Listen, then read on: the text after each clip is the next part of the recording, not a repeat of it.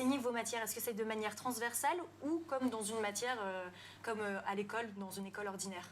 Eh bien, écoutez, au départ, le principe d'une école dite démocratique, c'est d'offrir un environnement avec le plus d'autonomie possible à l'enfant.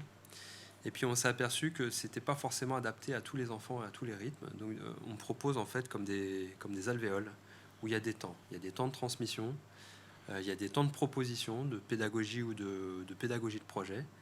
Et puis souvent, c'est là que ça va demander de la finesse pour le facilitateur ou la facilitatrice, c'est de capter l'intérêt de l'enfant sur le vivant, sur l'instant, pour pouvoir inclure dans ce qu'il passionne, dans ce vers quoi il veut aller, les matières du socle commun. Si j'ai un exemple, si vous voulez que je vous partage un exemple. L'année dernière, on a eu la chance de pouvoir compter sur un intervenant qui est prof de mathématiques et passionné de la construction de kayaks et de petits bateaux. Ouais. Du coup, il est venu avec ce projet qu'on a proposé aux enfants, qu'ils ont voté et validé. Et c'était l'occasion, du coup, autour de la construction de ce bateau, de cette petite barque, d'apprendre les maths et la géométrie, par exemple. Alors, c'est intéressant que vous parliez de vote. Dans votre vidéo de présentation, on parle d'enseignement démocratique, il me semble, si je ne dis pas de bêtises. En quoi ça consiste? Par exemple, les enfants, aujourd'hui, on fait des maths. Ah bah non, on ne veut pas. Bon, bah tant pis, on fait du bateau, alors. Non, mais je fais très simple et court, mais est-ce que c'est comme ça?